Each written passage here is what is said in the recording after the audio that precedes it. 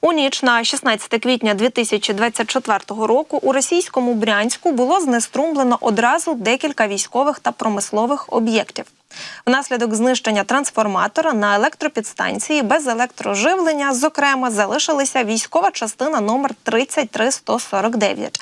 А там базується 29-та окрема залізнична бригада. А ще 111-й військовий завод, а це машинобудівне підприємство, і 192-й центральний військовий завод. Він є постачальником залізничної техніки. І для нас важливо те, що усі ці об'єкти ворог використовував у геноцидній війні проти України. Тож, як бачимо, за кожен воєнний злочин, здійснений проти України та всіх українців, таки буде справедлива відплата. Ну а далі розкажу про нову порцію цинічної брехні від росіян. Але розпочну з того, що атаки безпілотників на окуповану Запорізьку атомну електростанцію 7 і 9 квітня були частиною добре спланованої операції під прикриттям Російської Федерації. Про це заявив постійний представник України при ООН Сергій Кислиця на Радбезі ООН на засіданні вчора, 15 квітня. Давайте послухаємо.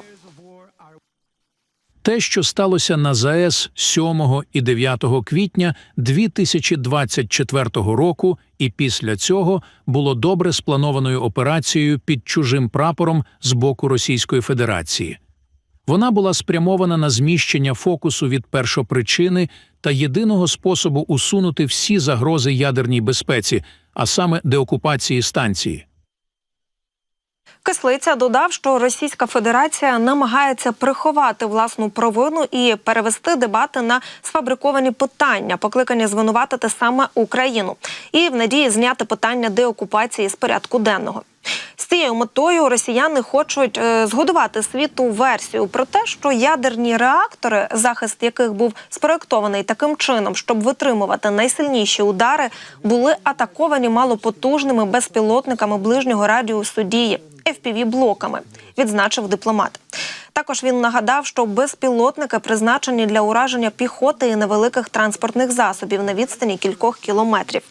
Ну і ще Сергій Кислиця сказав, що Російська Федерація намагається звинуватити зараз Україну в надії зняти питання деокупації з порядку денного. І це дійсно так. Адже постійний представник Росії в ООН Небензя, звісно, як завжди, так і робить. І він традиційно цинічно бреше. І знову на засіданні у всьому звинуватив Україну. Тому от слова Кислиця, вони дуже актуальні зараз. Давайте послухаємо, що сказав Небензя. Своих западных спонсоров Украина на системной основе осуществляет безответственные и безрассудные атаки на ЗАЭС и прилегающую к ней территорию. Вооруженные силы Российской Федерации фиксировали и подавляли до 100 с лишним беспилотных летательных аппаратов в неделю.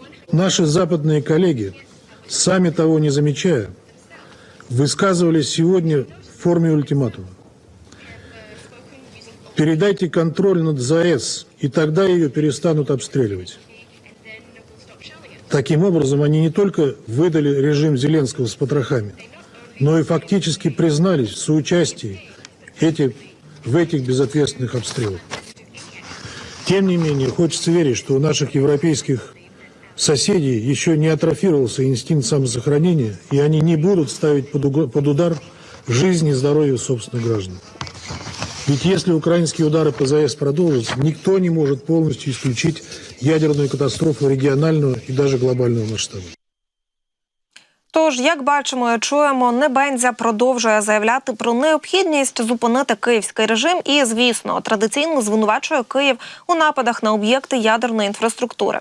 І ось саме такими фейками Росія продовжує зараз маніпулювати. Але насправді заяви Російської Федерації про те, що українська армія веде постійні обстріли ЗАЕС, не відповідають дійсності. І ми ж з вами пам'ятаємо, як російська армія неодноразово, до речі, намагалася видавати власні обстріли житлових кварталів Енергодару за обстріли Збройних сил України. Тому залишається лише одне питання – чому цих терористів і брехунів досі слухають в ООН? Хоча, звісно, воно риторичне, і ми розуміємо, чому так відбувається. Але я нагадую, що росіяни продовжують спотворювати факти, маніпулювати правдою, ну і, звісно, поширюють купу фейків, зокрема, традиційно звинувачуючи у всьому Україну.